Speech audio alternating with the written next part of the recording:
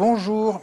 Et si Mohamed Merah avait été manipulé par les services secrets français pour faire remonter Nicolas Sarkozy dans les sondages avant la présidentielle? Voilà ce qui se dit, se murmure et s'insinue ces jours-ci sur certains sites et certains blogs. Comme souvent dans les affaires de terrorisme, les ratés de l'action policière, les contradictions internes des versions officielles nourrissent tous les soupçons de complot sur ce type d'affaires. Alors, comment travaillent les journalistes qui enquêtent sur ces sujets, avec quelles sources, avec quelles limites? Ce sera le sujet de cette émission, avec d'abord 3 journalistes ayant travaillé à des titres divers sur le sujet. Alors, Soren Sello, journaliste au Monde, je rappelle, parce que vous étiez déjà venu sur ce plateau il y a quelques mois, que vous étiez à Toulouse au moment de l'affaire Merah et que vous l'avez couverte, notamment pour le site du Monde. Et vous venez récemment de faire justement un grand papier sur ce foisonnement de théories complotistes à partir de l'affaire Merah, papier qu'on peut lire sur le site et qu'on a pu lire dans le Monde papier. Éric Pelletier, vous êtes enquêteur à l'Express et vous venez de publier avec Jean-Marie Ponto, autre journaliste de l'Express, l'affaire Merah, l'enquête aux éditions Michel Lafon.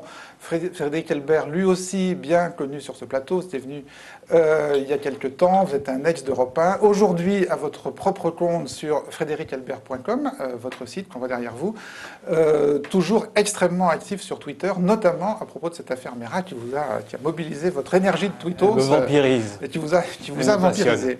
Et enfin, avec vous trois, Isabelle Coutempère.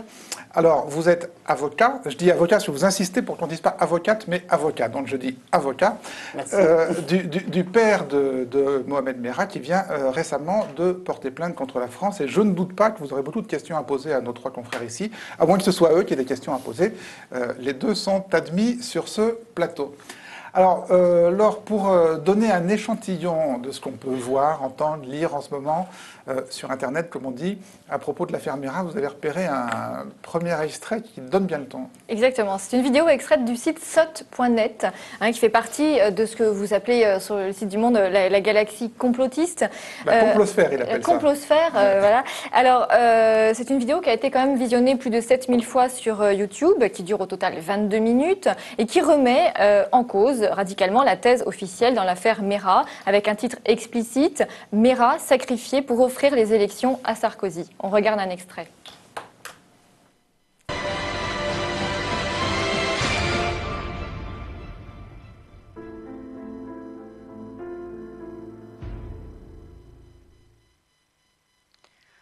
Bonjour et bienvenue au communiqué SOT. Nous sommes déjà au printemps 2012 et les élections présidentielles approchent à grands pas. L'histoire nous prouve que lorsqu'un dirigeant impopulaire au penchant totalitaire doit convaincre la population de le réélire, ou du moins de l'approuver à contre-cœur, il crée une crise de sécurité nationale qui permet de semer la panique au sein de la population et la pousse dans les bras du chef totalitaire, pourvoyeur autoproclamé de la sécurité. Cette tactique a été utilisée à maintes reprises par les gouvernements britanniques et américains depuis 2001, sous la forme de menaces terroristes islamiques récurrentes.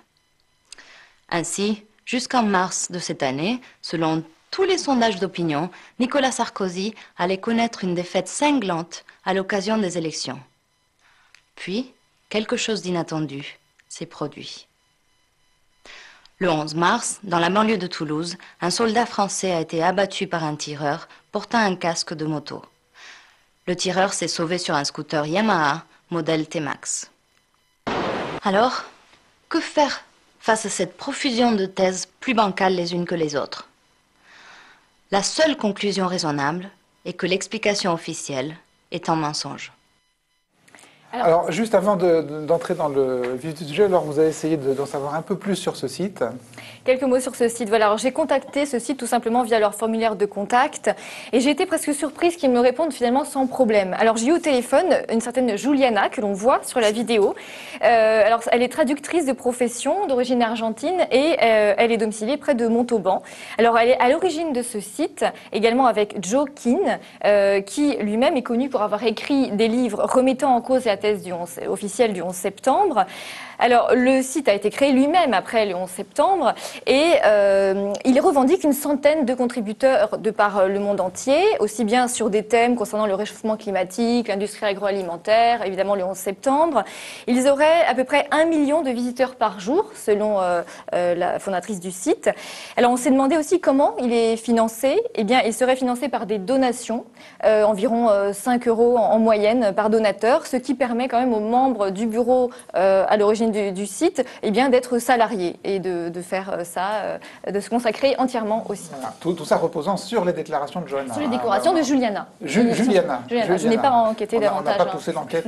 Voilà. On n'a pas poussé l'enquête davantage. Alors, je pense que le plus simple pour orienter les discussions, c'est qu'on prenne point par point les éléments de l'enquête qui peuvent faire débat, et c'est ce qu'on va faire à travers plusieurs extraits de télé. Mais d'abord, pour qu'on vous situe un peu tous, je voudrais que vous me donniez très rapidement votre réaction sur ce que vous venez d'entendre, c'est-à-dire sur cette thèse selon laquelle l'affaire Meyrat reposerait sur un complot pour faire remonter Sarkozy. Alors, plausible, vraisemblable, totalement délirant, très rapidement pourriez-vous qualifier cette thèse? J'ai du mal à trouver l'adjectif qui convient. On pourrait en rire si on n'était pas dans cette dimension morbide. Moi, ça m'attriste. Voilà, ça m'attriste. Soren Sello? Bon, déjà, Nicolas Sarkozy n'a pas gagné ses élections. Ça, c'est un fait. Donc la manipulation est pour le moins ratée. Et non, mais enfin, je me souviens que le 19 mars, donc le jour de la tuerie dans l'école juive de Toulouse, Philippe Poutou déjà avait mis cette hypothèse, que c'était une manipulation en pleine campagne, que tout ça a été louche, etc. Donc on constate que le réflexe conspirationniste n'est pas que le fait de ces illuminés qui comparent Sarkozy à Hitler, qui pensent que tout est complot. C'est aussi un réflexe assez naturel chez pas mal de gens. C'est vrai qu'on a toujours une suspicion, un soupçon de manipulation. Après, voilà, il ne faut pas bondir à des conclusions trop radicales. D'accord. Mais donc, si vous deviez d'un mot qualifier votre propre position personnelle par rapport à ces thèses? Telle qu'elle est exposée ici, je la trouve ridicule. Après, je considère qu'on a le droit de se poser des questions. Bien sûr. Frédéric Elbert? Absurde. Aucune preuve, aucun élément. Il y a des vraies questions qu'on peut se poser. Il y a des vraies questions qu'on peut se poser sur la manipulation, le degré de manipulation de Mohamed Merah. Maintenant, imaginez que tout ça ait été conçu et que Mohamed Merah ait été l'instrument d'une vaste orchestration et que toute l'affaire ait été manipulée, c'est absurde. Par contre, que Merah ait pu être manipulé, qu'il y ait des trous dans l'enquête, qu'il y ait des questions qui se posent encore aujourd'hui sur la façon dont a été traité, dont était Merah, quels étaient ses liens éventuels avec la DCRI et sur la manière dont s'est déroulée l'opération, ces questions, elles demeurent encore aujourd'hui. Et on va se les poser sur ce plateau. Isabelle Coutempère, sur ce que vous venez d'entendre. Alors, sur le grotesque au ridicule, il n'y a pas tellement de savoir-faire de la part de cette dame, de lissage journalistique, donc on va passer sur le fond. Il est vrai que ça fait quand même des années que il y a une assimilation terrorisme et musulmans, et que la France est quand même le pays qui a la population musulmane la plus importante d'Europe, pour des raisons coloniales. C'est pas un hasard. Donc on dit 6 millions de gens de religion musulmane. Donc, avec cette mise en spectacle extraordinaire, parce que pour le reste, moi, je n'ai pas vraiment d'opinion personnelle sur ce qui s'est passé exactement, mais la mise en spectacle, par contre, ça, c'est la partie visible. De l'affaire Meyrat, vous voulez dire. Avec l'appareil d'État qui est complètement à disposition de cette affaire, y compris le ministre de l'Intérieur, qui avait quand même peut-être autre chose à faire à l'époque, pendant la campagne électorale. Je pense que l'ensemble des musulmans, qu'ils soient très engagés sur la relation entre islam et politique, ou qui soit simplement de culture musulmane, s'est senti visé. Alors là, c'est pas un bon calcul électoral, parce qu'il y a une partie de ces gens qui votent, mais... Comme dit Soren Sello, Sarkozy a perdu. Oui, non, enfin, de toute façon, il n'allait pas... Et je crois que... Je suis même pas sur ça. Ça pourrait être un peu conspirationniste de penser que, enfin, selon le mot à la mode, qu'il comptait gagner 2 points. Bon, je pense que c'est un raisonnement un peu bêta. Vous avez vu, je ne sais pas quel est le degré de connaissance du dossier que vous avez, ce que vous en avez vu, mais d'après ce que vous avez vu du dossier, cette thèse exprimée ici, vous le disiez, sans lissage journalistique, c'est vrai, mais cette thèse exprimée ici, selon laquelle Meyrat aurait été manipulé par les services français, vous avez une opinion par rapport à ça ou pas? Non, alors, ça va être très simple. Je n'ai pas vu le dossier, je n'ai pas accès au dossier des juges antiterroristes, étant donné que moi j'interviens par ailleurs sur une plainte séparée, mais c'est une plainte avec constitution de enfin une plainte pénale au parquet. Du père de Mohamed Voilà. Merah. indiquant qu'il pourra y avoir une constitution de partie civile, qui ne va pas être une plainte contre un autre membre de la famille, puisque je rappelle que cette procédure est poursuivie contre le frère Abdelkader, je crois, poursuivi pour complicité. Donc je ne connais pas ce dossier. Je ne connais que ce que la presse en publie, savamment instrumentalisé quand même, avec des morceaux de PV, d'éléments qui sont gentiment communiqués, je ne dis pas par les juges, je ne sais pas qui. D'accord. Mais bon. Mais alors, sur le complot, pas d'opinion, ce qui est parfaitement... Ah non, écoutez, déjà le terme complot, je trouve ça un petit peu exagéré. Des manipulations, des tricheries, certainement, parce qu'il y en a toujours dans ce type d'affaires. Alors, on va essayer justement de passer en vue tous les points qui font problème un par un, en commençant peut-être par alors, un point qui intervient souvent dans ce type d'affaires et qu'on retrouve toujours, qui est les contradictions entre les témoignages. Et là, une contradiction entre les témoignages de gens qui ont assisté, qui ont vu ou qui disent avoir vu les meurtres de Meyra est un des premiers éléments qui ont frappé des membres de la complosphère. C'est une autre vidéo que vous avez analysée d'ailleurs sur le site du Monde, une vidéo de 14 minutes cette fois-ci, qui circule sur plusieurs sites conspirationnistes. Et donc effectivement, elle reprend point par point certaines incohérences, réelles ou supposées. Et alors on va voir un premier extrait sur la couleur du scooter. Voilà, un homme arrive devant l'établissement. Un homme arrive devant l'établissement sur un puissant scooter de couleur sombre. Il s'arrête, descend. Je veuille pas, c'est que je ne peux plus. C'était une moto ou un scooter? Une moto d'assez gros cylindrée. De couleur noire? Blanche, en main blanche. Blanche, en main blanche. Et il avait un casque noir. Mm. Et est-ce qu'à un moment donné, on reconnaît son visage? Voici les premières images du meurtrier filmées par les caméras de surveillance de la ville de Toulouse hier matin. Un homme dangereux et susceptible de repasser à l'acte à tout instant, comme nous l'expliquent Patrick Tinim et Guillaume Aguerre. Ce sont les premières images du tireur, quelques instants avant la fusillade. Le scooter est à l'arrêt, le meurtrier s'apprête à en descendre. Il avait un casque noir. Mm. Alors évidemment, visuellement, c'est très efficace. Est-ce que, au fil de vos enquêtes, vous êtes arrivé à des conclusions précises sur les raisons de cette contradiction des témoignages sur la couleur du scooter? Éric Pelletier. Qu'est-ce que ça illustre? Ça illustre avant tout la fragilité du témoignage humain. Et quand on est journaliste, on connaît ça.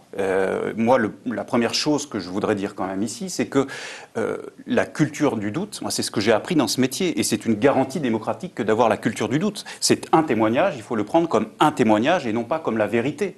Et je doute encore plus de moi-même et de mes propres convictions. Et je crois que c'est ça l'enjeu. Et la culture, la théorie du complot, c'est tout, sauf la culture du doute, c'est l'imposition de certitudes. Alors ça, c'est une considération générale, mais sur le fait que... Voilà. Alors qu'est-ce qui s'est passé? Qu'est-ce qui s'est passé? Précisément, on a effectivement un témoignage qui est pris à chaud. On voit dans quelles circonstances. Il faut imaginer qu'on a là, au sol, 3 petits corps. Il faut voir ce que c'est. Le père assassiné dans les circonstances que l'on connaît. Et les premiers témoignages qui arrivent, témoignages, et puis commentaires, il faut distinguer témoignages et commentaires du journaliste qui, factuellement, se trompe. Le scooter n'est pas noir à ce moment-là, il est blanc. Mais il a été noir à un autre moment. Que s'est-il passé entre-temps? Il a été repeint en blanc. Donc c'est une erreur du journaliste, en fait, qui est instrumentalisée. Non, mais dans le commentaire du journaliste, c'est ça, il y a une erreur dans le commentaire du journaliste qui est reprise finalement par les complotistes, entre guillemets, de la vidéo. Enfin, qui se servent de n'importe quelle erreur finalement pour... Je n'ai pas vu en direct ce commentaire, je suppose qu'il est fait à chaud. Factuellement, on ne peut que constater que c'est une erreur. Oui, c'est une erreur. C'est-à-dire, alors, pour être très précis, le scooter est noir quand et blanc quand dans l'épopée Meyra? Il est noir, c'est-à-dire lors de quel meurtre? Il est noir lors des premiers meurtres. Des meurtres de soldats militaires. Et il est blanc lors de la tuerie de l'école juive. Lors des meurtres militaires, il est noir. Et Meyra le fait repeindre. Le repeint lui-même avant la tuerie de l'école juive. D'accord. Ce qui explique qu'effectivement, un certain flou règne sur le...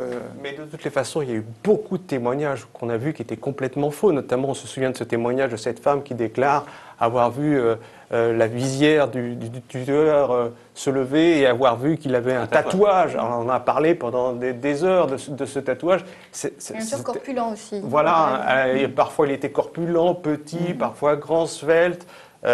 Les témoignages humains, par définition, surtout dans des circonstances comme ça, des circonstances aussi catastrophiques, sont d'une fragilité incroyable. Les enquêteurs le savent pertinemment. C'est pas là-dessus qu'on va se baser pour construire une théorie ou une autre. D'accord avec tout ce que vous venez d'entendre?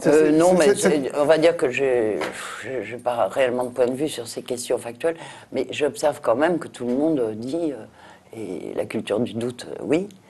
Moi, je suis avocat, donc j'ai tendance à dire, oui, Meyrat, c'est Meyrat, le scooter de Meyrat a repeint avant de tuer. Moi, je ne sais pas. Là-dessus, par contre, je vous le dis, je n'ai pas de point de vue. Je ne sais pas si c'est Meyrat ou pas Meyrat. Vous ne savez pas s'il a repeint. C'est peut-être ça que vous allez considérer comme conspirationniste. Non, mais je dis simplement, je ne sais pas si le tueur au scooter, il y a un tueur au scooter, il y a des victimes réelles, c'est tragique, hein, il y a des morts épouvantables. Mais je ne sais pas si le tueur au scooter, moi, personnellement, je n'ai pas les éléments pour ça, ça m'intéresserait, est réellement Mohamed Merah. Ah d'accord, vous avez des Alors doutes je suis extrêmement conspirationniste. Ah ouais, là on dépasse l'affaire de la peinture du scooter. Vous avez des doutes sur la culpabilité de Mohamed Merah? Parce qu'on ne voit jamais, voilà. on ne voit qu'un tueur je voudrais dire en moto. Je voudrais justement en profiter, on ne le voit jamais. Et on n'entend jamais Mohamed Merah. Alors je voudrais quand même dire qu'il y a un dénommé Mohamed Sifawi qui a affirmé l'autre jour à une émission C'est dans l'air que lui, il avait vu cette fameuse vidéo reçue par Al Jazeera dont M. Sarkozy a demandé à son ami l'émir de Qatar de bloquer la diffusion. Alors pour être très clair, c'est la vidéo filmée par le tueur au scooter. Avec une caméra sur le ventre, si j'ai bien compris. Donc vous ne savez pas si c'est Merah. Sur la poitrine. Voilà. Sur la poitrine. Et M. Sifawi a dit que lui, il a vu cette vidéo et que Monsieur Merah voulait tuer encore un autre militaire. Il est allé devant l'immeuble et il s'est filmé dans la glace, dans un miroir. Et que donc c'était bien Monsieur Merah. Alors est-ce que vous voulez bien qu'on écoute? Attendez, est-ce que vous voulez bien qu'on écoute? Alors puisque j'avais pas prévu qu'on commence comme ça, mais on va commencer comme ça après tout, puisqu'il était prévu qu'on parle de ça aussi. On va écouter Mohamed Sifawi sur le plateau de C'est dans l'air. Donc Mohamed Sifawi, journaliste, spécialiste des questions de terrorisme et de renseignement. On l'écoute parler, puis ensuite on en débat. Le militantisme est une chose qui en soi respectable. Mais qu'on rentre dans cette folie-là, c'est-à-dire où on va, alors que les preuves sont évidentes, quant à la responsabilité de Merah dans les différentes tueries. Il n'y a aucun doute sur sa responsabilité. Il y a par exemple dans la vidéo, la GoPro qu'il utilisait lui-même, il y a une séquence... Je précise, la vraie vidéo. Enfin, les vraies vidéos. Oui. Il y a une séquence entre deux séries d'assassinats où il va tenter de tuer 2 militaires dans leur appartement. Et en entrant dans l'immeuble, il se regarde dans la glace.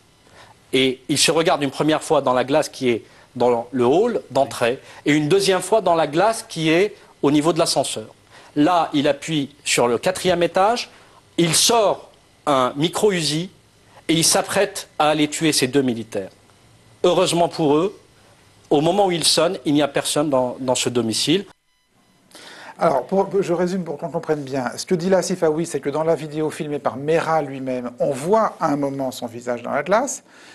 Et vous dites non dans cette vidéo. C'est pas moi qui vous dites non dans cette vidéo, on ne voit pas le visage de Merah, c'est bien ça? J'ai pas vu cette vidéo, mais c'est Al Jazeera qui le dit. C'est un communiqué d'Al Jazeera le 27 mars 2012 qui explique pourquoi la vidéo ne sera pas diffusée et qui précise qu'en gros, en dehors du fait que c'est une vidéo qui n'est pas montrable pour l'horreur que ça représente, mais qui explique surtout que ça ne montre pas le visage du meurtrier. Alors eux, ils disent Mohamed Merah. Dans la vidéo, on ne voit pas le visage et il n'y a aucune déclaration de Mohamed Merah. Donc c'est quand même Al Jazeera qui le déclare. C'est clair. Sur ce point précis, je veux savoir qui autour de cette table a vu cette vidéo. Vous l'avez vue? Oui. Vous avez vu le visage de Merah? Non, il ne figure pas pour la simple et bonne raison que, en réalité, c'est une vidéo qui est destinée à faire de la propagande. Il est encore dans une logique djihadiste et c'est une étape parmi d'autres. Il revendique des actes, donc il ne va pas les signer nommément. Ce qui lui importe à ce moment-là, c'est de montrer qu'il est un envoyé d'Al-Qaïda et qu'il veut frapper la France. Il ne se désigne pas nommément. Mais donc la scène racontée par Sifawi sur le plateau de C'est dans l'air, cette scène où Merah se regarderait dans une glace, elle figure dans la vidéo? Elle figure dans la vidéo, il est casqué. Ah, je visage. Il est casqué intégral. C'est un casque Il est en intégral. tenue de tueur. Il ne va pas aller tuer une fois à visage découvert. Je demande, moi, j'en sais rien, je n'ai pas vu. Moi, non, mais ce tueur à la moto casqué qui tue tout le temps avec son casque. C'est l'inverse de ce que dit Sifaoui. Il ne va pas enlever son casque pour prendre la pose devant la glace. Il est dans une pose médiatique qui va lui servir ensuite dans le montage de ses propres images, qui doit lui servir. Donc, ce que disent Sifaoui et du coup votre co-auteur Jean-Marie Ponto sur le même plateau qui ne le dément pas. Oui, qui est même opine du chef. Pas du tout. Pas du tout. Pour la simple et bonne raison que... Parce que la personne à côté de Sifaoui, c'est Jean-Marie Ponto. Tout à fait. Celui qui fait ce geste-là quand parle Sifaoui. Mais à aucun moment sur le plateau, ils ne disent qu'ils discernent le visage. Il dit qu'ils se regardent dans la glace, et c'est vrai qu'on peut comprendre qu'ils voient le visage. Parce que pour lui, il n'y a pas de confusion entre Mera et le tueur à la moto. Ce que dit... Alors, on va être super clair, celui-là, je pense que les gens sont déjà perdus. Oui, Sifaoui dit, on voit le visage de Mera dans le... Je n'ai pas compris ça de ce qu'on a vu. Non. Je n'ai pas compris ça de ce qu'on vient de voir. On réécoute. Le militantisme est une chose qui en soit respectable. Mais qu'on rentre dans cette folie-là, c'est-à-dire où on va, alors que les preuves sont évidentes, quant à la responsabilité de Mera dans les différentes tueries, il n'y a aucun doute sur sa responsabilité. Il y a par exemple dans la vidéo, la GoPro qu'il utilisait lui-même, il y a une séquence... Je précise la vraie vidéo. Enfin, les vraies vidéos. Oui. Il y a une séquence entre deux séries d'assassinats où il va tenter de tuer 2 militaires dans leur appartement. Et en entrant dans l'immeuble, il se regarde dans la glace. Et il se regarde une première fois dans la glace qui est dans le hall d'entrée et une deuxième fois dans la glace qui est au niveau de l'ascenseur. Là, il appuie sur le 4e étage. Il sort. On peut arrêter, on a entendu le passage essentiel. Alors c'est vrai que Sifaoui ne dit pas il voit son visage, mais enfin du contexte. C'est la fragilité du témoignage humain. Du contexte de l'image. Pour l'opinion publique, ça veut dire on le voit. Alors juste un mot peut-être là-dessus, parce que ça me paraît très important. Pour Sifaoui, il n'y a pas de distinction entre le tueur à la moto et Mera. Exactement, mais Frédéric Albert vient de le dire. Pour lui, c'est le même homme. Pourquoi est-ce que c'est le même homme? Sans refaire l'enquête. Il donne ça comme preuve. Il donne ça comme preuve. Quelques petits éléments, simplement, de contexte. Parce que, excusez-moi, mais il faut donner l'enjeu quand même de cette discussion. L'enjeu, c'est quoi? L'enjeu, c'est comment, au fond, on est sûr que Mera est bien le coupable de ces assassinats, hormis cet élément de la vidéo qui, on vient de le voir, n'est pas probant. Alors, schématiquement, très schématiquement, on le sait parce qu'il y a des témoignages, Mera vole le scooter. Le scooter qui est utilisé, on l'a vu, et dans les vidéos, il n'y a pas de contestation là-dessus. Il y a même son frère qui le confirme.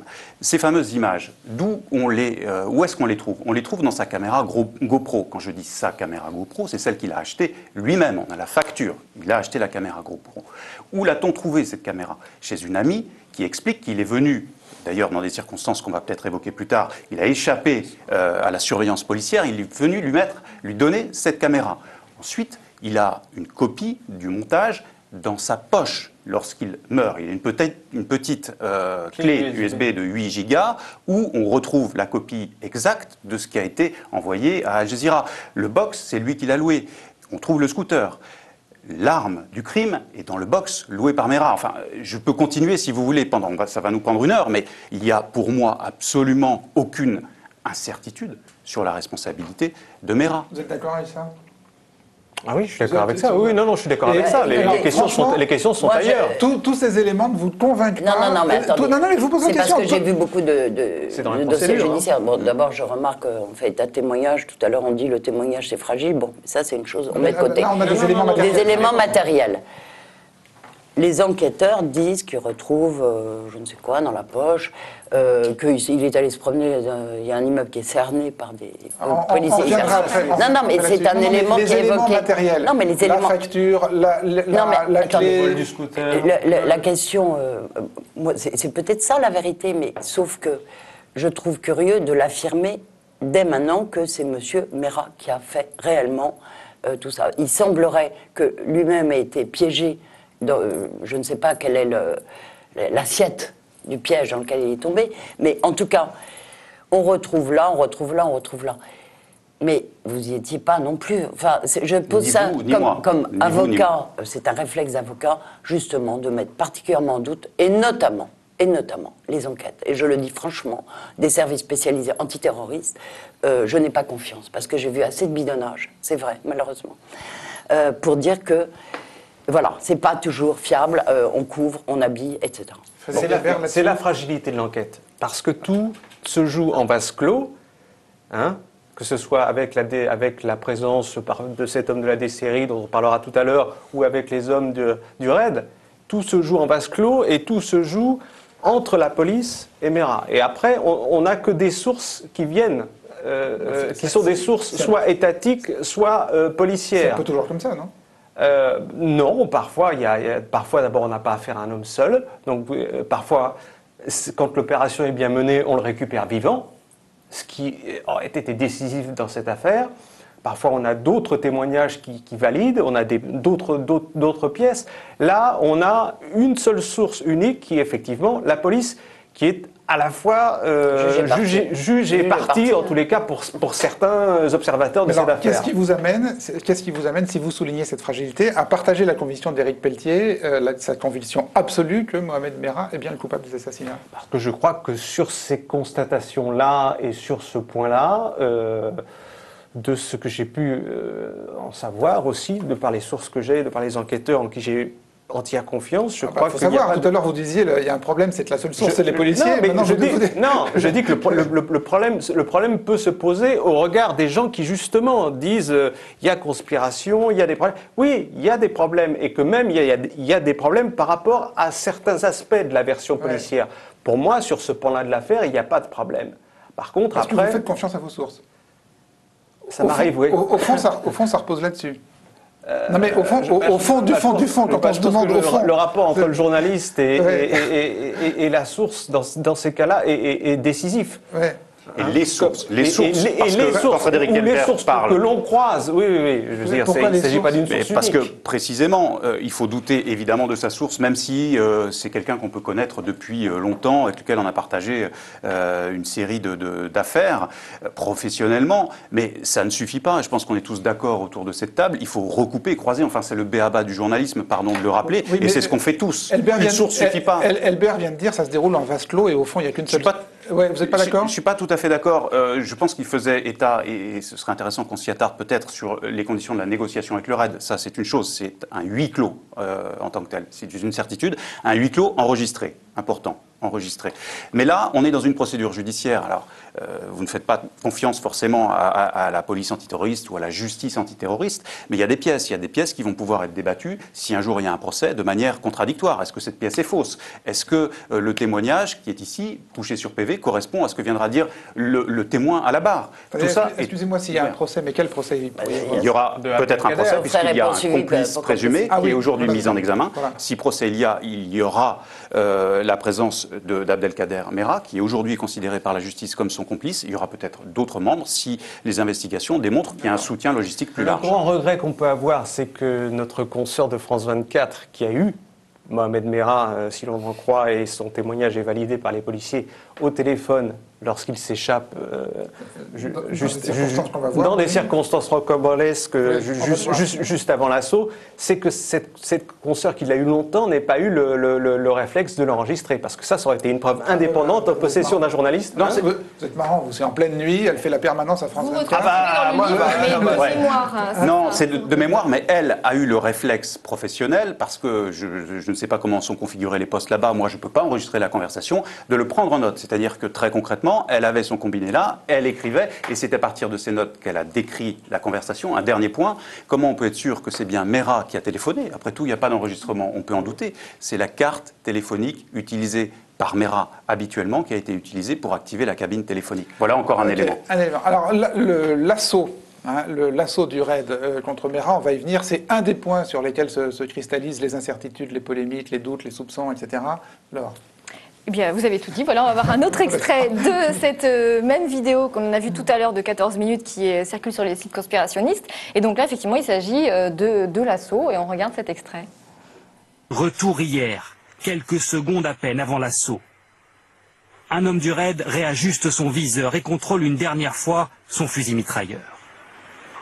Derrière lui, l'équipe d'intervention est prête. Les échelles ont été préparées pour pénétrer dans l'appartement par les fenêtres et le balcon. Chez les policiers, pas de nervosité apparente.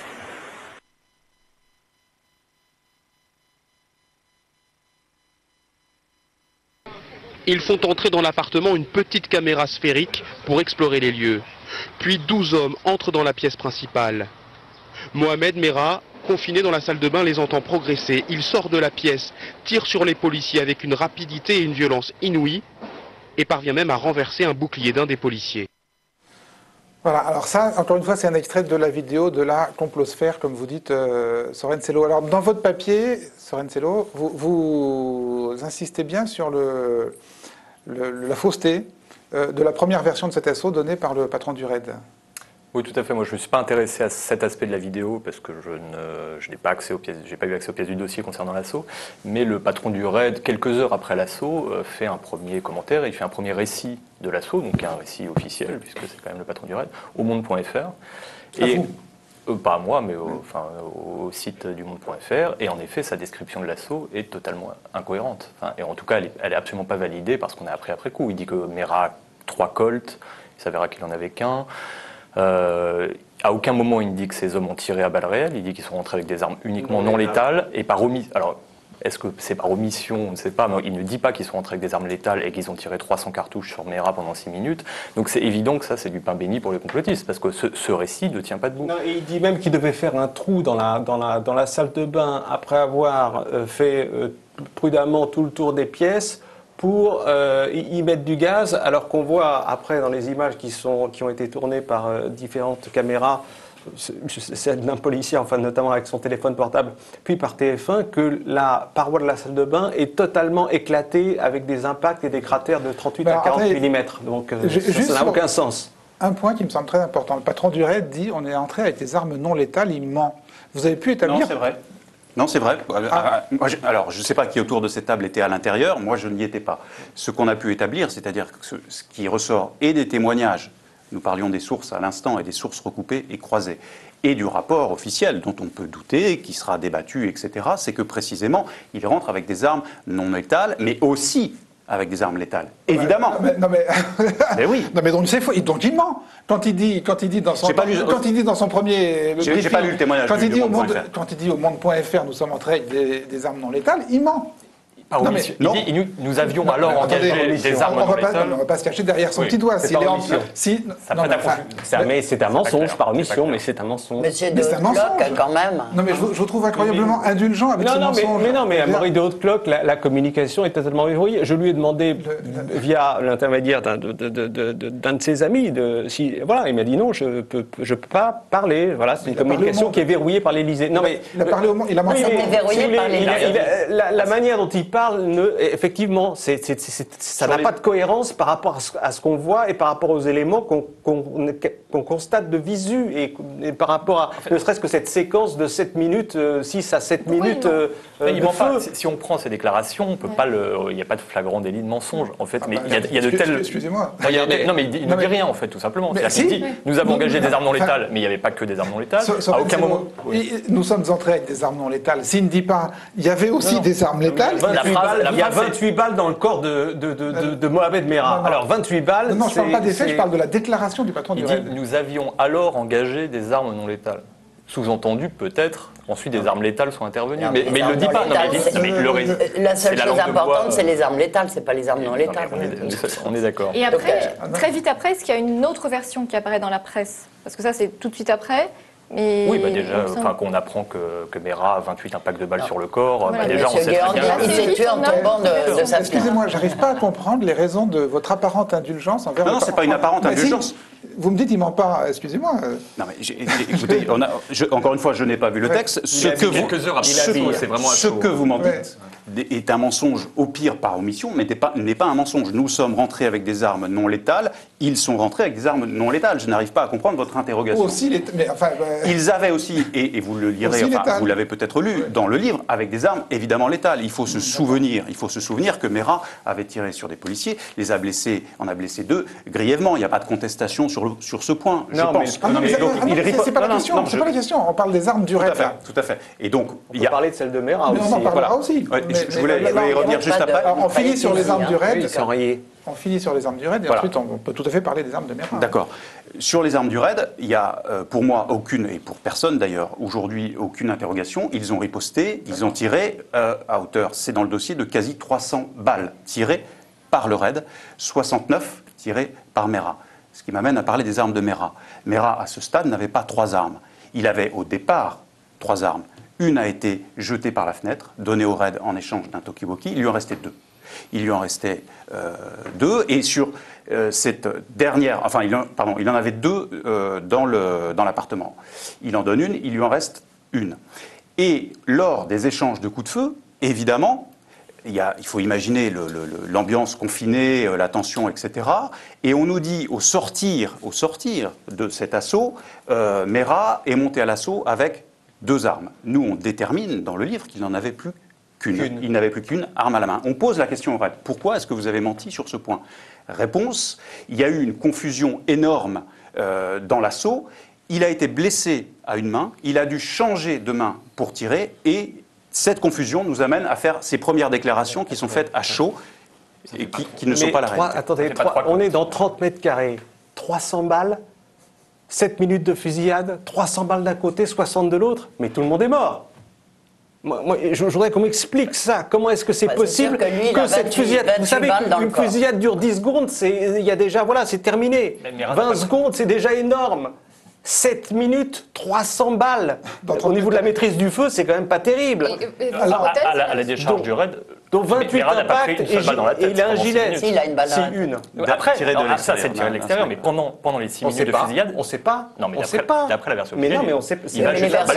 D'après la version du RAID, la balle dans la tête est une balle qui prend au moment où il va essayer de sauter par la fenêtre et il est sur le balcon et donc il est ajusté par les tireurs d'élite qui se trouvent sur un immeuble voisin, mais c'est la version du RAID. Ce qui veut quand même dire qu'il parvient, alors qu'il y a une cinquantaine d'hommes et qu'il est quand même déjà bien amorti par les grenades qu'il a prises et qui, selon une source, m'a expliqué qu'elles l'ont rendu sourde, ce qui provoque des problèmes d'équilibre. Bon, c'est une information que je ne peux pas la confronter à 100%, mais on a un homme, je voudrais qu'on m'explique comment cet homme-là, face à 55 types du RAID, surarmé, avec des boucliers, etc. Comment il traverse?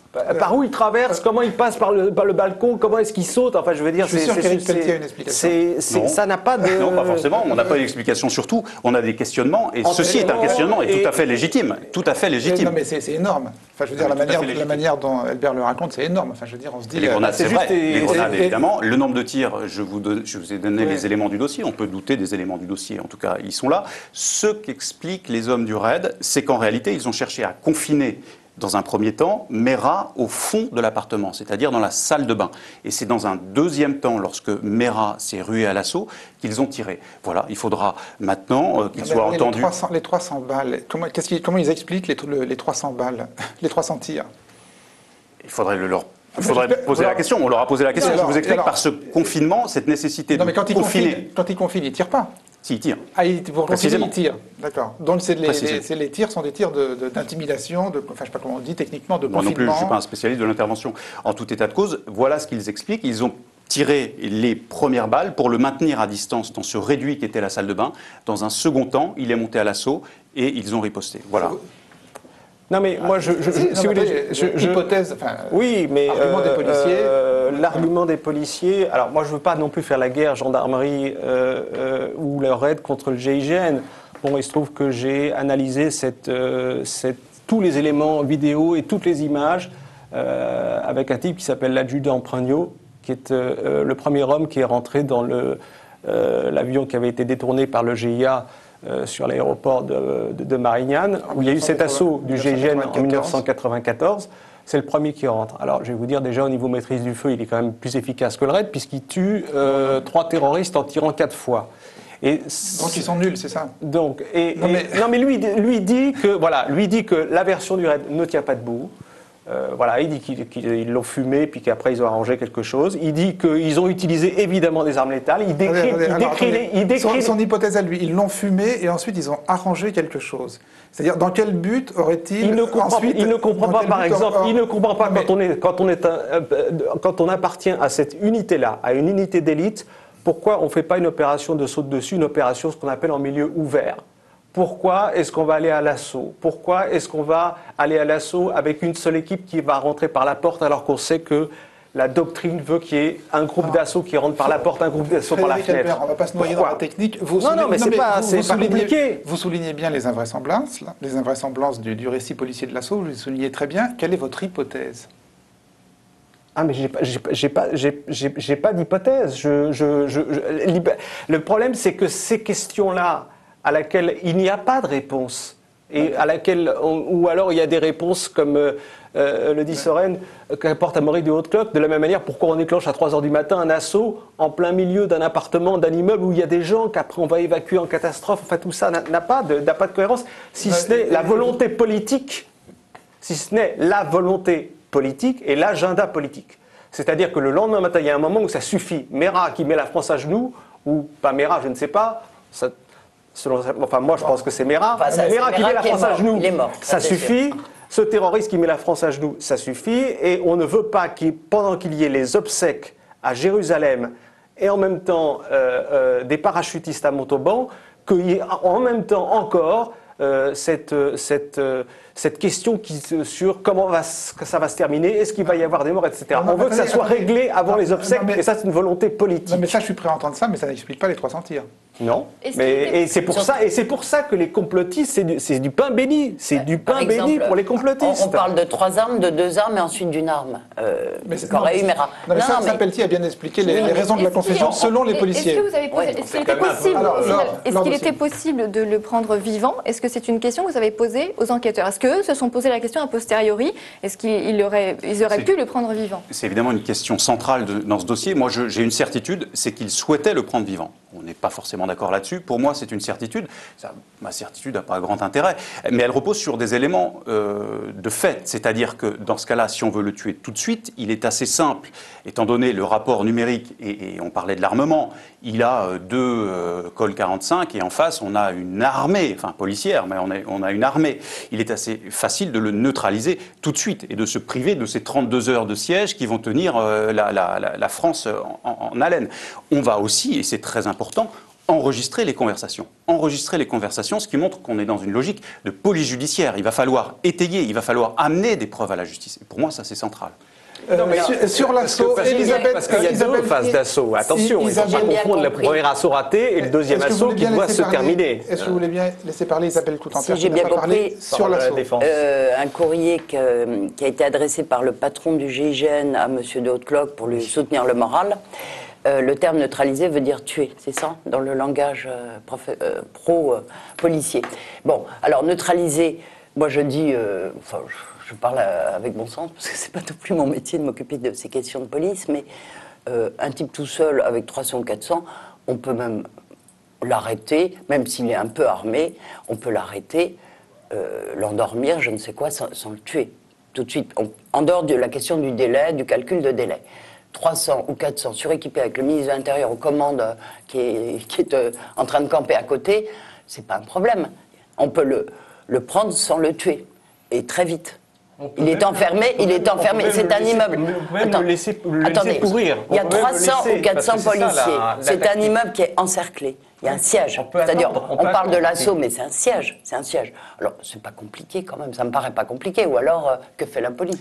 Alors, pour compléter l'énormité de l'épisode, lors donc le fameux épisode du coup de fil à France 24. Voilà. Alors que l'appartement de Mera donc avait été repéré, que les forces du raid s'étaient réparties tout autour de l'immeuble, eh bien Mera, malgré toute cette surveillance, s'échappe pour appeler France 24. Alors, regardez comment France 2 parle de ce coup de fil à chaud, sans insister sur l'énormité des faits. On regarde. Il a revendiqué lui-même ses actes 2 heures tout juste avant l'opération du raid, en passant un coup de téléphone d'une cabine à la rédaction de France 24. Écoutez ce qu'il a déclaré. La journaliste qui a reçu l'appel témoigne. C'était quelqu'un très calme, jeune, très jeune. Une voix un petit peu aiguë, très éloquente, très polie, très posée et très convaincue par ses dires. Bon, je veux dire, on n'est pas spécialement complotiste ici à Rien sur Image, mais là je comprends pas. Le coup de... Donc il est cerné par combien de policiers? À ce stade, c'est pas le RAID qui est opérationnel. Le RAID va intervenir, donc est en retrait. Et on a 2 unités différentes de police qui sont, pour la première, au contact, c'est-à-dire au premier rideau proche de l'immeuble, c'est le renseignement intérieur, parisien et toulousain. Deuxième rideau, pour reprendre le terme du rugby, on a la police judiciaire et la brigade de recherche et d'intervention. Donc, on a une caméra devant sa porte. Donc, on a placé depuis le lundi 11h40 le matin une caméra devant sa porte. Et ça tourne en continu. Et il sort. Et pourtant, on sait qu'il est sorti. Pour aller téléphoner. Pour aller téléphoner et pour aller revenir. Il fait 8 km, vous le précisez bien ouais, dans votre livre. Même qu'il essaye d'appeler d'abord BFM, puis iTélé. Moi, je pense qu'il a pris sa voiture pour le faire. Ils ont un peu raté le truc parce qu'au Standard, ils ne le prennent pas. Et c'est à la fin qu'il appelle. Il a aussi appelé Al Jazeera. Et à la fin, il appelle France 24. Donc, tout ça pendant 3 heures de temps. Enfin, en réalité, on ne sait pas exactement, puisqu'on ne sait pas à quelle heure il est sorti. Et on ne sait pas tout à fait à quelle heure il est rentré, mais en tout cas, juste avant l'intervention du RAID. Alors, que dit la police ? Comment la police explique-t-elle cette petite escapade téléphonique ? Ils sont très ennuyés, vous imaginez bien. Il est même allé dîner, ça fait la cloche. D'autant plus ennuyés qu'ils disent qu'à ce moment-là, si Mera sortait, ils avaient reçu l'ordre de le taper, de le prendre vivant, de faire une souricière. Alors, non, mais qu'est-ce qu'ils disent ? Je veux dire, puis vous avez enquêté, alors comment on explique qu'il soit sorti ? D'abord, qu'est-ce qui s'est passé ? On sait qu'il n'est pas sorti par devant. Pourquoi ? Parce que, vous le rappeliez à l'instant, cette caméra tourne en continu, les rushs ont été visionnés, il n'est pas sorti par là, ni par la fenêtre, ni par la porte. Alors il sort par où ? Les toits, ou plus vraisemblablement par derrière. Parce que dans la cage d'escalier, cette cage d'escalier donne accès à un petit local à vélo, assez grand local à vélo, qui donne lui-même sur l'arrière du bâtiment. La vraie difficulté, c'est que les policiers avaient cerné le bloc d'immeuble. Donc manifestement, à l'arrière, ils étaient trop loin et ils ne l'ont pas vu sortir. Le plus extraordinaire, et c'est là, à mon avis, le plus intriguant, ils ne l'ont pas vu rentrer. Simplement. Et lui non plus, il ne les voit pas. Lui dit les avoir vus. Lui dit les avoir vus dans la discussion avec le RAID. Alors pourquoi il revient alors ? C'est toute la question. Est-ce qu'il revient pour prendre ses affaires ? Je pose la question sans malignité, je veux dire, parce que ce que sous-entend cet épisode, c'est que personne ne voit personne, ou alors il revient se jeter dans la gueule du loup. Mais peut-être qu'il veut faire fort Chabrol, peut-être qu'il veut faire... non mais, pardon, mais là on parle quand même de 7 morts, donc je pense qu'il faut quand même qu'on remette les choses à leur juste place. C'est une bavure policière, une erreur policière, et il faut maintenant comprendre comment elle a été rendue possible. Est-ce qu'ils mentent ? Est-ce qu'ils l'ont vu rentrer, par exemple ? Je ne l'imagine pas qu'ils ne l'aient pas vu sortir et tenter de l'interpeller. Est-ce qu'ils l'ont vu rentrer et qu'ils se sont dit finalement c'est moindre mal ? C'est une hypothèse que je ne méconnais pas. Ensuite, il faut bien comprendre... Ah oui, c'est ça. Attendez, excusez-moi. Oui, on l'a raté à la sortie, mais finalement, on va le laisser rentrer. On ne l'a pas vu sortir, on le voit rentrer, on ne comprend pas pourquoi. Laissons-le rentrer, surtout, et ne disons rien. Vous imaginez bien. Bon, simplement, moi, je crois que c'est... Pourquoi on ne le tape pas à ce moment-là, alors ? Trop loin, ou moi, je suis évidemment pas, et je pense que le livre le prouve, en défense de la police dans ce dossier. Je pense qu'on a révélé suffisamment d'éléments. Mais simplement, je garde en tête la phrase d'un photographe que j'aime beaucoup, qui est Douaneau, qui dit « Ils ne savent pas faire, mais comme ils savent bien dire » en parlant des critiques. Donc j'essaie de comprendre comment c'est possible. On est dans un dispositif à ce moment-là de surveillance, donc il faut être suffisamment loin pour ne pas être vu et suffisamment près pour voir. Donc tout est une question de distance et je pense que, enfin c'est une certitude, Mera a dupé le dispositif policier. Vous ne commencez pas un peu à balancer dans le complotisme en entendant tout ça ? Non, je veux dire... non, mais... Non, mais... non, droit dans les bottes. Non, mais moi, je me pose des questions comme tout un chacun. Enfin, j'ai pas enquêté sur l'affaire Mera depuis le début, comme mes deux confrères. Je me suis intéressé au phénomène complotiste, et celui-là, Là, franchement, c'est du beurre pour les complotistes. Vous auriez pu le croiser, d'ailleurs, vous étiez sur place. Vous auriez pu le croiser en train de téléphoner. Oui, je l'ai peut-être croisé. Le complot serait été de ne pas le révéler, précisément. Là, voilà, tout le monde peut en débattre, tout le monde peut essayer de comprendre, et je pense qu'on n'est pas allé au bout de cette affaire, c'est resté une discussion de techniciens, et ça doit... C'était révélé au sens où on savait qu'il avait appelé, à partir de là, il n'y avait pas de révélation à faire particulière. C'était difficile de dissimuler le fait qu'il y avait... Non, quand même. Alors du coup, on peut aussi se poser une autre question, faisons l'enquête en direct, et si ce n'était pas Mera qui avait téléphoné ? Au début, d'ailleurs, c'est la version qui court. Parce que... c'est tellement improbable. C'est vrai. Mais à tel point le type qui sort comme c'est un surhomme, vraiment, il sort par le toit. Comment sait-on que c'est Mera ? Vous disiez alors la carte téléphonique. Oui, mais comment sait-on que c'est Mera ? Il a peut-être filé sa carte téléphonique.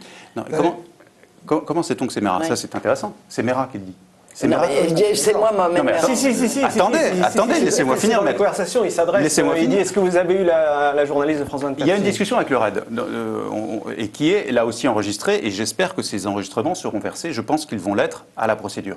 Que dit Merah aux hommes du RAID, qui sont là pour mener l'assaut et qui encerclent? Il dit, mais est-ce que vous n'avez pas eu un coup de téléphone de France 24? Les hommes du RAID découvrent l'existence éventuelle d'un coup de téléphone de revendication. Ils tombent des nues. Ils s'adressent aux hommes de la police judiciaire en leur disant, est-ce que vous avez connaissance de ça? Et puis, il faut bien qu'il y a des discussions. En réalité, les hommes de la police judiciaire à ce stade ont déjà analysé les appels passant de la cabine, qui a plutôt tendance à les rassurer parce qu'ils se rendent compte qu'en réalité, ça renvoie à un opérateur qui est un opérateur espagnol. Donc ils se disent, si l'appel vient d'Espagne, ça ne peut pas être matériellement Merah. Or, on se rend compte que cette carte téléphonique utilisée par Merah, en réalité, elle est dérivée sur un opérateur espagnol et que cet appel-là est bien arrivé à 0 heure. Je ne vais pas me tromper sur les heures parce que si j'ai 1 minute de différence, on va me traiter d'agent de la DCRI. Mais en tout état de cause, il arrive bien sur le poste d'Eba Calondo, la journaliste de France 24. Est-ce que, à votre sens, il y a au sein du RAID des fonctionnaires qui connaissent la vérité, par exemple sur cette escapade téléphonique de Merah et qui ne vous l'ont pas dite, ou est-ce que le RAID lui-même est dans le bleu et n'en sait rien? À ce stade ou maintenant? Maintenant, aujourd'hui. Je pense que tout le monde essaie de débriefer, de savoir comment ça a été possible. Non, on n'a pas. Je crois que la réalité, c'est qu'on n'a pas de certitude. Seule certitude, il n'est pas passé. Seule certitude, il est sorti et rentré. C'est-à-dire que le RAID est encore dans le bleu aujourd'hui. Mais comment le savoir? Je répète ce que je viens de dire. Oui, de ce point de vue-là, on n'a pas encore la certitude de quels moyens a utilisé Merah pour s'extraire de la NAS. Nous, notre hypothèse, parce que c'est sans doute le plus logique, il est passé par le local à vélo. Le problème est que ceux qui sont chargés de faire l'enquête, qui sont les juges de la Galerie Saint-Éloi et les juges antiterroristes, ce sont des gens qui travaillent toute l'année avec le RAID et la DCRI. Non, pas le RAID n'a pas de pouvoir de Non, mais ils travaillent avec le RAID sur des interventions qui sont menées parfois sur des réseaux djihadistes. Donc, voilà. On ne saura jamais. Je ne sais pas quelle sera leur volonté d'aller jusqu'au bout, s'il y a des erreurs, des fautes, des bavures, des manipulations, des choses qui ne vont pas. Je ne sais pas quelle sera leur volonté d'aller jusqu'au bout, dans la mesure où ça serait mettre en difficulté considérable des services avec lesquels ils travaillent comme c'était le cas avec la DST. On se rend bien compte tous autour de cette table que ce qu'on est en train de dire, ça va faire la fortune des sites comme des sites qui mettent en ligne les vidéos comme celle qu'on a vues au début de cette émission. C'est là où il faut faire la différence entre des enquêtes qui sont où il y a des éléments et où il y a des questions qu'on se pose et puis des affirmations comme ça qui sont basées sur rien. Ça n'a rien à voir. Enfin, je veux dire, vous n'allez pas comparer. Non, je ne parle pas de vous, Isabelle.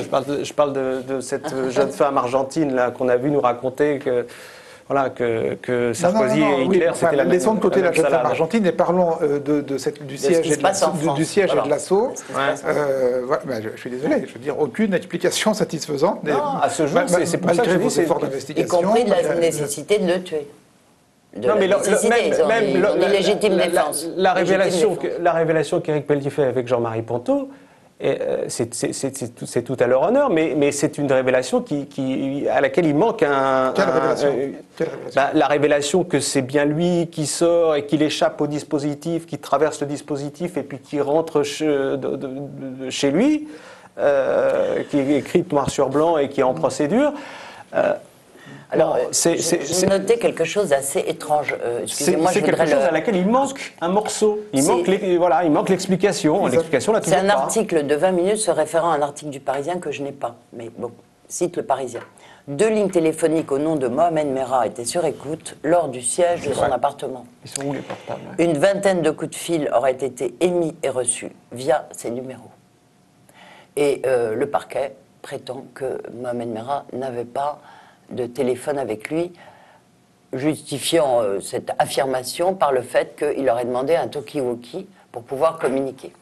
Bon, sauf que, moi quand je lis ça, évidemment, vous allez dire que je suis conspirationniste, mais d'après cette information, à vérifier, bien sûr, les puces téléphoniques de Mohamed Merah, pendant le siège, ont émis ou reçu 20 coups de fil. Qu'est-ce que vous savez sur ce... D'abord, c'est pas ce que j'ai lu. Il n'est pas dit. Je crois que pendant le siège, les puces. C'est la référence à l'article du Parisien. Oui. Et ça, c'est 20 minutes. Bon. Une vingtaine de coups de fil ont été émis et reçus via ces numéros. Moi, je n'ai pas cet élément-là. Ça nous ramène à votre plainte, enfin la plainte que vous soutenez. Peut-être qu'on peut l'évoquer. Allez-y. Non, je suis vraiment impatient d'entendre les enregistrements donc, nous propose l'avocat algérien. Vous avez accès au dossier des enquêteurs par vos contacts personnels. Moi, par principe, je réserve les éléments à la justice avant éventuellement de les révéler à la presse. Mais c'est la presse algérienne qui a révélé la transcription. Je ne suis pas une source. Ne comptez pas sur moi pour être une source. Alors, de quoi parle-t-on Alors, il y a un élément avancé par la défense. C'est un enregistrement qui aurait été donc réalisé lors des échanges entre les négociateurs du RAID et Mohamed Merah lorsqu'il était retranché chez lui. Alors, c'est une vidéo qui prouverait que Merah est innocent. Alors, c'est l'avocate algérienne avec laquelle vous travaillez en collaboration, l'avocate algérienne du père de Mohamed Merah, qui a mentionné cet élément dans le dossier de la plainte. Plainte déposée donc par le père de Mohamed Merah pour meurtre avec circonstances aggravantes qui vise implicitement la police française. Alors une transcription en arabe a été versée au quotidien algérien El Chourouk et le Parisien a publié également une retranscription en français, mais n'a pas vu les vidéos. Alors sur ces vidéos, le jeune homme parlerait au téléphone avec les négociateurs du RAID. Et il dirait notamment, je suis innocent, vous allez me tuer sans aucune raison, c'est vous qui m'avez entraîné dans cette situation. Alors vous évoquez cette vidéo dans une interview donnée à l'émission C'est dans l'air. On écoute. On apprend aussi, c'est des relations très serrées avec des gens des services de renseignement qui connaissaient apparemment depuis longtemps. Vous avez des documents là-dessus? Vous avez des preuves? C'est ce qui ressort des vidéos qu'il a enregistrées lui-même. Et qui sont donc précédentes au siège? Non, qui sont pendant le siège. Où il parle à des agents? Voilà, on lui envoie les gens qu'il connaît pour négocier. Et on lui propose de partir à l'étranger, de changer de nom, de l'exfiltrer, en quelque sorte. Et qu'est-ce qui répond à ça? Et comme il refuse, on décide de l'éliminer. Alors, on a l'impression là que vous avez vu ces vidéos, et en réalité, vous m'avez dit au téléphone que vous ne les avez pas vues. Non, attendez, moi je vous ai révélé rien du tout au téléphone. Par contre, je rappelle que Zaya Mokhtari, donc mon confrère algérien, qui est l'avocat, qui est l'avocat de M. Merah, père, qui a un mandat, est chargé de répondre directement à ce type de questions, puisque moi je suis jamais que l'avocat domiciliatrice. Alors du coup j'ai commencé à m'intéresser à cette affaire quand même, et c'est pour ça que je me suis posé différentes questions sans être conspirationniste. Donc comme je le rappelle, les éléments déjà fournis ou complémentaires sont réservés en premier lieu à l'institution judiciaire française. Et puis, en ce qui concerne la publication en Algérie dont vous avez parlé, moi, je suis ni à l'origine, ni même informé de la manière dont ce journal El Chourouk a reçu une transcription. Je ne sais pas d'où ça vient. De ce que vous savez, qui a vu cette vidéo? Elle a été vue par plusieurs personnes. Qui? Ah bah écoutez, ça c'est pas... Non, mais je vous demande... Je ne suis pas une source. Non, mais on nous parle d'une vidéo. Oui, vous allez sur France 5 et vous décrivez cette vidéo comme si vous l'aviez vue. Je suis désolé, moi j'ai envie de savoir qui a vu cette vidéo. J'ai vu des éléments et je décris ce que j'ai vu. Donc au-delà, j'en ai parlé, c'est vrai, et donc je me limiterai à ce que j'ai déjà dit. Au-delà, pour le reste, comment cette vidéo est parvenue, à qui, par quel biais, etc., j'ai rien à dire. Et pourquoi elle n'est pas entre les mains de la justice? Parce que c'est du pouvoir de mon confrère. Non, mais attendez, vous me posez une question à laquelle je ne peux pas répondre. Ça n'est pas de mon pouvoir. Ça a été clairement dit par Zaya Mokhtari que j'ai même pas le droit. J'ai même pas le droit du tout de remettre quoi que ce soit de supplémentaire. Dans le sens où c'est elle qui gère ça. Elle me dit qu'elle va arriver incessamment. Je l'ai eu au téléphone ce matin. Votre Zaya Mokhtari, qui est un groupe de... En fait, c'est un groupe d'avocats algériens. Elle est la représentante de ce groupe. D'accord. Et ce que vous dit ce groupe, c'est que la vidéo va arriver en France incessamment. Alors après, il peut y avoir des problèmes de rapport entre l'Algérie et la France aussi. Je crois qu'il y a une question comme ça qui est qui est sous-jacente. Hein. Moi, je serais très prudent sur l'existence même de ces vidéos et pour pas dire sceptique pour une série de raisons. C'est-à-dire que je ne dis pas qu'elles n'existent pas, je dis que j'attends de voir les preuves. Parce que nos confrères d'Air Chourouk qui ont publié ces retranscriptions disent ne pas avoir entendu et ne pas avoir vu ces enregistrements. Premier point. Donc, alors, qui leur aurait fourni ces transcriptions? Je crois qu'ils disent que c'est l'avocate elle-même. Ils disent que l'avocate leur a fourni. Il faut savoir que Chourouk est un journal très, très proche, si ce n'est le porte-voix de la DRS, c'est-à-dire les services de renseignement algériens. Qui sont des champions de la manip et avec lesquels les rapports sont un peu tendus parfois, notamment dans certains dossiers, comme les moines de Tibérine. Les rapports avec la France, vous voulez dire? Oui. Vous avez également pu entendre en fait l'enregistrement de ces échanges entre le RAID et Mohamed Merah. Alors, il faut bien comprendre, il faut bien distinguer. Au même moment. Voilà. Il faut bien distinguer deux choses. Il y a les enregistrements réalisés par le RAID, effectivement, dont j'ai pu entendre, non pas la totalité, mais des extraits, et dont la transcription officielle et contradictoire va être versée à la procédure. Et puis, j'ai évidemment comparé, parce qu'on avait la transcription sur le blog de Frédéric Elbert, l'intégralité en français de ce que produit Air Chourouk. Et on compare. Et on a non pas seulement deux attitudes totalement différentes, on a deux hommes différents qui disent des choses exactement contraires. À savoir, dans la retranscription d'Air Chourouk, il est indiqué 1. Je suis innocent, 2. Vous allez me tuer parce que vous m'avez engagé dans les services français. C'est exactement l'inverse de ce qui est dit au RAID, c'est-à-dire 1. Je revendique tous mes actes. Et on a le détail de ces actes. Je rappelle la conversation avec la journaliste de France 24. Et 2, comment avez-vous pu être aussi stupide pour penser que j'allais faire du tourisme au Pakistan? C'est donc bien, s'il s'exprime comme ça, et je peux en attester... Vous l'avez entendu, ça? Ça, vous l'avez entendu? Oui. C'est donc bien la preuve qu'il n'est pas envoyé par les services français au Pakistan. Après, qu'il soit un agent, pas un agent, il y a des questionnements légitimes. D'ailleurs, Isabelle Coutempère, j'ai simplement, je crois que c'est d'un Nouvel Observateur, j'ai lu que les juges seraient très embêtés parce qu'il y a toute une partie qui est inaudible. Est-ce que je rêve ou pas? Ça recommence comme avec... Je ne sais pas, je ne peux pas vous répondre sur ce point. Ce que j'ai entendu était parfaitement... Il faut se faire l'avocat du diable. Vous avez entendu que des extraits. Est-ce qu'il ne serait pas possible que tout au long de ces négociations, il ait tenu des discours différents et donc que les retranscriptions puissent quand même J'exclus rien, être... non, mais je n'exclus absolument rien. Simplement, moi, je me base sur des faits et pas sur des manques et des interrogations. Oui, mais c'est quand même le RAID ou les gens du RAID ou de la DCRI qui communiquent ça. Et qui ne vont quand même pas se tirer dans les pattes. Pour l'instant, rien n'est communiqué puisque là, il faut lever le secret défense pour ça. Il a entendu Pelletier. Donc, ah oui, il a entendu, oui, d'accord. On lui a communiqué quelque chose. Oui, par contre, ce qui est vous pas communiqué au juge, mais vous l'avez entendu. Non, ça, j'ai pas. Non. Par contre, ce qui est intéressant, c'est de savoir aussi, puisqu'on parle de doubles enregistrements, éventuellement, qu'il y a double plainte.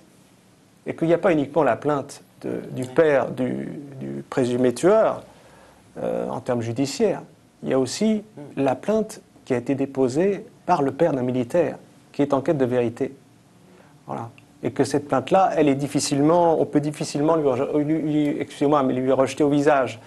Et pourtant, c'est difficile, parce que l'administration militaire, enfin l'armée, sur ce point-là, n'a pas été très aidante vis-à-vis de cette famille. Alors ce père, c'est le père du caporal Abel Chenouf, et il a fait une promesse à son fils en fermant son cercueil, qu'il irait jusqu'au bout pour savoir la vérité, quelle que soit la vérité. Alors, dernier point.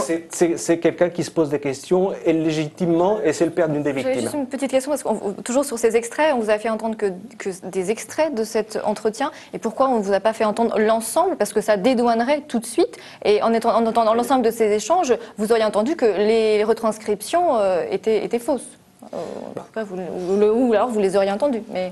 Ça pourrait dédouaner oui, enfin, pardon, les enquêtes. Mais je pense que c'est déjà un élément de l'ensemble. scoop d'entendre une partie de la conversation qui dure... non. Enfin, excusez-moi, mais oui. On peut décider de ne pas l'entendre. Hein, non, mais c'est très bien de l'avoir entendu. Vous avez demandé l'intégrale? Non.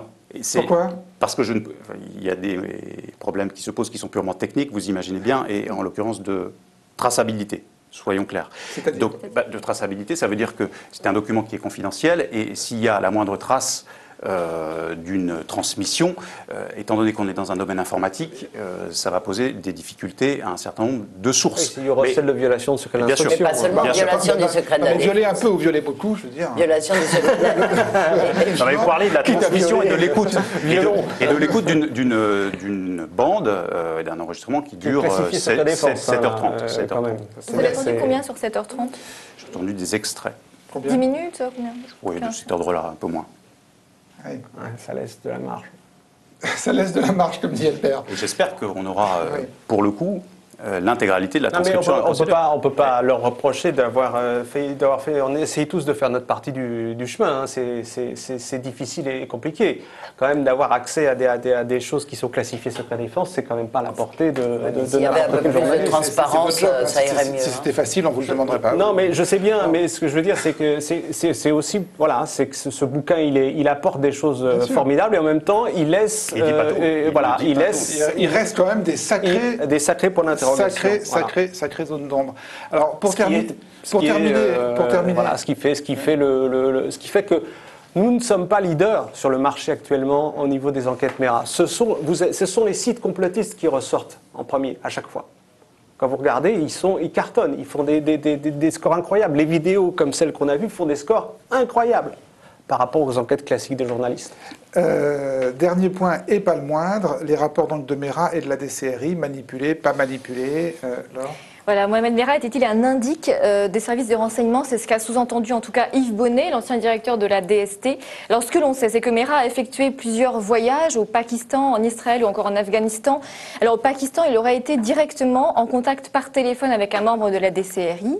Et par ailleurs, ce qu'on sait également, c'est qu'à son retour d'Afghanistan, il est repéré là par le renseignement. À son retour, il fait l'objet d'une enquête, mais rien de suspect n'est relevé. Il est seulement convoqué pour un entretien administratif à la direction régionale de la DCRI le 14 novembre 2011, puis plus rien. Alors pourquoi la DCRI n'a pas surveillé plus étroitement Mohamed Merah? Ce sont des éléments qui posent question et une question que se pose également François Hesbourg, qui est président de la Fondation pour la recherche stratégique et qui est interviewé par l'émission Complément d'enquête sur France 2. À en croire ce spécialiste du renseignement, avec un profil comme celui de Merah, l'arrêt des investigations est pour le moins étonnant. Qu'est-ce que ça veut dire que ça n'a rien donné? Ça veut dire quoi? Il est constamment en rapport avec des organisations salafistes et il n'est pas considéré comme digne d'un intérêt suivi. Il était fiché depuis ses premiers contacts avec les salafistes en 2007. Il a été constamment considéré comme quelqu'un étant en rapport avec de telles mouvances. Il a fait tous ses voyages. En tout état de cause, il y a eu une erreur massive de jugement. Mohamed Merah, indicateur malgré lui, manipulé par le renseignement français pour récolter des informations. Selon François Hesbourg, une telle hypothèse n'est pas à écarter. Il n'est pas du tout inconcevable qu'un tel individu puisse être considéré comme une ressource par les services, auxquels, naturellement, on va laisser la marge de manœuvre nécessaire, ce qu'on appelle dans le jargon une laisse longue, afin qu'il n'attire pas trop l'attention en étant pisté ou suivi. C'est là où l'officier traitant au sein du service de renseignement responsable va, lui, devoir utiliser son jugement, savoir quelle autonomie je vais donner à un infiltré. D'une certaine façon, il faut le considérer comme tel. Et ce jugement peut être bon ou il peut être mauvais. Alors, ce qui semble à peu près faire l'objet de consensus, c'est que Merah a averti les services de la DCRI de ses voyages et leur a plus ou moins rendu compte. Je ne sais pas en quels termes, je ne sais pas ce qu'il a dit. En tout cas, il est allé les voir, il leur a dit « je suis allé là-bas ». De son voyage au Pakistan. De son voyage au Pakistan. Est-ce qu'on a des éléments qui nous permettent de passer de ça à l'hypothèse selon laquelle il aurait pu être manipulé par la DCRI, c'est-à-dire commettre des actes, quels qu'ils soient, sur demande ou sur suggestion ou sur incitation des services français? Écoutez, moi, c'est des questions que se posent. Hein, c'est une question que je me pose, mais c'est aussi des questions que se posent des gens qui sont des experts du renseignement. Mais quand je dis des experts, c'est des gens qui sont à l'intérieur de la communauté du renseignement, qui travaillent. C'est parce que si cette affaire, disent-ils, avait été traitée normalement, elle aurait été judiciarisée. Alors, elle n'a pas été judiciarisée. Ça veut dire quoi, judiciarisée? Ça veut dire qu'à la base de tout, vous avez la DCRI, qui est le service qui détecte et qui transmet au juge d'instruction. Il y a un dossier, les filières afghanes, qui est ouvert, dans lequel on peut prendre n'importe qui, le mettre en garde à vue dès son retour. Ça s'est fait un nombre de fois incalculable. Là, la DCRI ne transmet pas. Elle décide de traiter. On ne sait pas pourquoi. Excusez-moi, mais moi, je ne sais pas pourquoi. Moi, j'ai une hypothèse. Au terme de cette émission, où on a vu que la police française était incapable de l'empêcher de sortir d'un immeuble, est-ce qu'on ne peut pas juste imaginer que la DCRI était nulle et les laisser filer sans juste...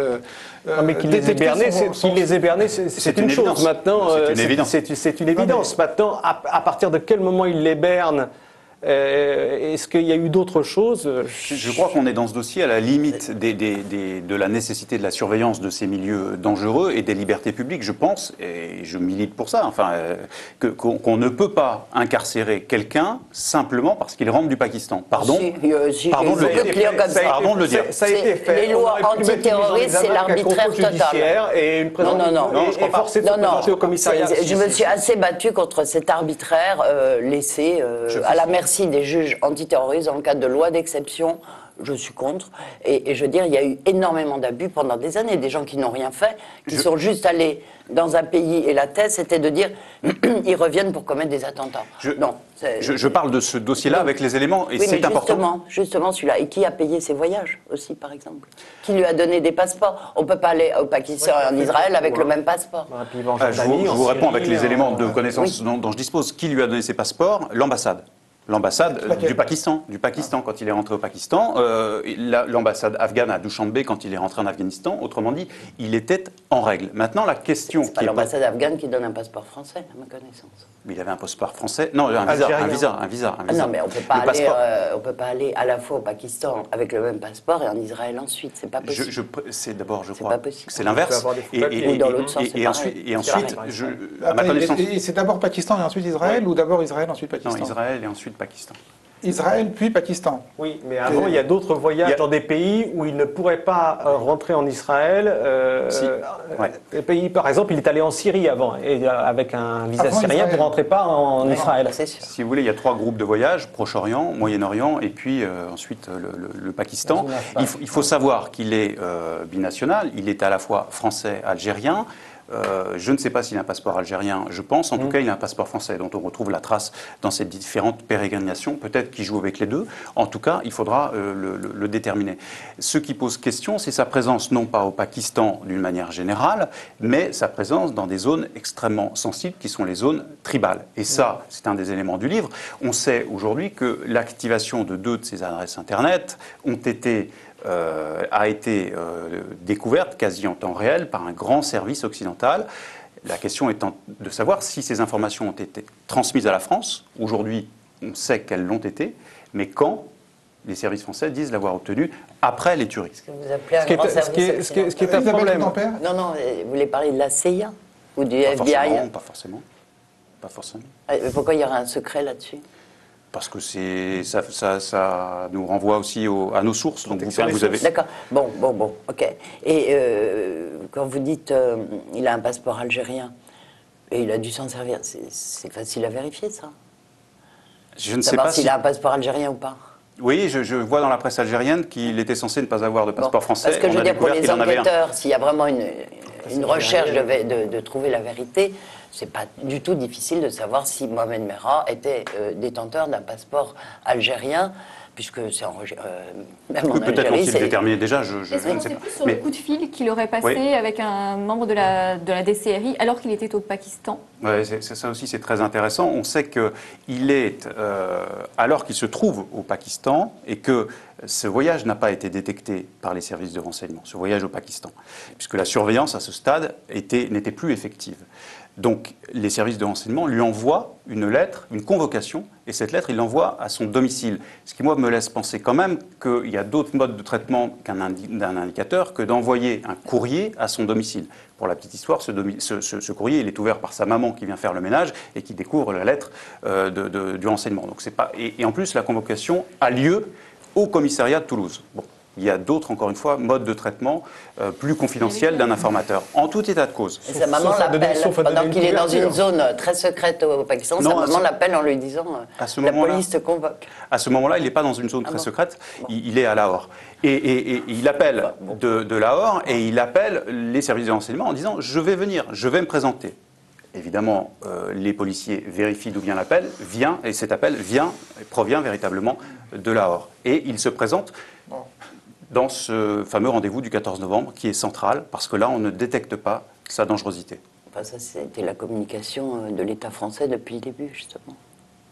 Non, c'est l'état de l'enquête. Mais avec le pédigré qu'il a, il est vrai que par rapport avec le pédigré, il a un pédigré infiniment supérieur qu'un certain nombre d'islamistes ou d'islamistes présumés qui ont été soit incarcérés, soit mis en examen, placés sous contrôle judiciaire et qui ont été déshabillés, enfin entre guillemets, c'est-à-dire qui ont pris 4 jours de garde à vue au retour de leur voyage, et voilà, et à qui on a raccourci considérablement la laisse, pour utiliser le terme. Là, il y a quand même un problème de non-judiciarisation qui pose question, comme le fait que, je ne veux pas non plus faire ma marotte, mais que le juge Trevedi, qui est le meilleur connaisseur des filières islamistes et qui possède le dossier des filières afghanes, ne soit pas associé à l'enquête actuelle sur l'affaire Mera. Autre élément que j'ignorais. Oui, je vais juste demander à Soren Silou, puisque vous avez enquêté sur les sites complotistes, qu'on revienne aussi à ça, toute la discussion qu'on a eue, est-ce que ça se retrouve sur les sites complotistes ou ce sont plutôt des éléments de détail ou qui sont très vite contestables en fait. On retrouve tous ces éléments, c'est-à-dire tous les stades de l'enquête, on les retrouve, mais de façon grossière, truffée de contre-vérité, d'approximation, etc. Et c'est bien le problème, c'est qu'un discours conspirationniste qui dénonce une manipulation, en général, est manipulateur lui-même. C'est-à-dire qu'il ne vérifie pas les faits, il n'y a pas d'enquête conspirationniste, les conspirationnistes n'enquêtent jamais. Ils regardent la télé, ils lisent les journaux, ils accumulent les contradictions et ils font un montage habile. Quel impact peuvent avoir ces sites? Est-ce que vous pensez que ça peut... Ils sont beaucoup regardés, ils sont... Moi, personnellement, déjà, je connais des gens qui croient au complot, donc il n'y a pas besoin... Excusez-moi, mais je pense que les abonnés d'Arrêt sur Image qui vont avoir regardé cette émission... ils ne vont pas en sortir formidablement confortés sur la version officielle. Ils ne sont pas obligés de l'être. C'est pas ce qu'on leur demande. Il peut y avoir des trous dans la version officielle sans qu'il y ait complot. Non, mais c'est pas des trous. C'est des cratères géants. C'est comme dans la salle de bain de Mohamed Merah, où on voulait faire un petit trou pour mettre du gaz. Simplement, ce qu'il faut savoir, c'est que ces sites aussi, et cette version-là, ce qui est important, c'est qu'elle dépasse les frontières. Et que ces versions du complot, cette thèse du complot, elle prend des proportions considérables. Dans la péninsule arabo-musulmane, au Moyen-Orient, et les pains bénis, non seulement pour les complotistes, mais pour les djihadistes aussi, qui sont une des pièces du mécanisme. À l'issue de cette thèse du complot, je dois vous dire qu'on le comprend. Non, mais c'est pour ça qu'il faut essayer de trouver les réponses. C'est pour ça qu'il faut essayer de trouver les réponses. C'est pour ça que je dis que moi je continue à enquêter là-dessus. En débattant publiquement, et c'est en ce sens qu'on est là, qu'on échange des arguments et qu'on n'est pas dans la théorie du complot. Je pense qu'il faut évoquer, y compris les manques de cette enquête, il faut en débattre publiquement. Ce que je voudrais dire, et je pense que l'article du Monde le montre bien, c'est que derrière il y a une idéologie, souvent derrière ces théories du complot. Je parle de l'affaire Mera, et qu'il y a quand même un fond d'antisémitisme. Et que j'ai fait... Peut-être, mais attendez. Dans les sites que j'ai vus, c'est le cas. On va pas. Non, je pense qu'on ne peut pas tourner la page comme ça. Attendez, juste avant de venir sur ce plateau, je fais un petit tour sur le site de l'Express où j'avais écrit un article sur cette affaire. Testable, tout ce que vous voulez, en tout cas journalistique. Et je retrouve un commentaire d'un internaute: les Juifs ne sont pas morts. Les Juifs ne sont pas morts. Je les ai vus. Je les ai vus. Que répondre à ça? Attendez, excusez-moi, c'est hors sujet. Comment ça? Mais je vous réponds que c'est hors sujet. Je veux dire, il y a des faits, il y a des questions, il y a des questions. Il y a des affirmations complotistes. Moi, j'ai reçu des menaces de mort, j'ai reçu des courriers d'insultes, des courriers de menaces de mort. J'en ai aussi sur mes emails.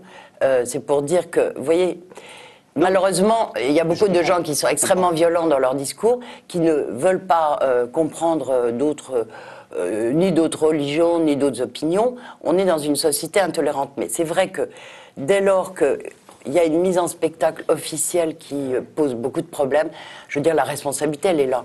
Et moi, je ne suis pas du tout ni paranoïaque, ni conspirationniste, ni je ne sais quoi. C'est simplement qu'entraîné à étudier des dossiers, à voir ce qui colle et ce qui ne colle pas, j'ai un œil un peu exercé pour voir. Et puis par ailleurs, c'est un fait. Il y a eu malheureusement des morts, c'est épouvantable, des victimes totales. Enfin, je veux dire. Bon. Et de l'autre côté, ce type est mort. C'est pas un hasard. Il a été éliminé, il a été exécuté. Bon, on ne sait rien non plus. Hein. Bon, ne commencez pas à vous lancer là sur. Non, mais ce que je veux dire, il a 30 balles dans le corps. Il y avait 300 ou 400 policiers autour qui assiégeaient, ça n'est pas possible. Oui. Ça n'est pas possible. Oui, mais enfin, donc, ce que je demande, c'est la vérité déjà pour les familles des victimes. Et donc, il faut quand même que les fonctionnaires, enfin les représentants judiciaires, policiers, etc., jouent le jeu, soient loyaux et arrêtent de raconter des conneries comme Monsieur de Haute-Cloque. Au-delà des vœux pieux, puisque j'ai cru comprendre que les juges d'instruction n'avaient pas forcément toute la liberté intellectuelle nécessaire pour enquêter sur le raid. Non, mais je dis c'est complexe. Non, c'est ce que vous avez dit. Oui. Vous avez dit ils sont tenus parce qu'ils bossent sans arrêt avec eux. Oui, est-ce qu'il y a des solutions institutionnelles qui permettraient, est-ce qu'il y a des instances dans une commission d'enquête parlementaire, je ne sais quoi. Ça a été refusé. Ça a été refusé. La commission d'enquête parlementaire, elle a tourné quoi, 24 heures, même pas. Enfin, c'est tourné pas aux États-Unis. On vient de changer de majorité, si j'ai bien suivi l'actualité. Oui, et c'est pour ça que ça a libéré d'ailleurs la parole. Et ça a libéré la parole parce que la presse aussi, quand même, a été extraordinairement. Est-ce qu'une commission d'enquête parlementaire a été extraordinairement muette pendant une certaine période? Est-ce qu'une commission d'enquête parlementaire est inenvisageable?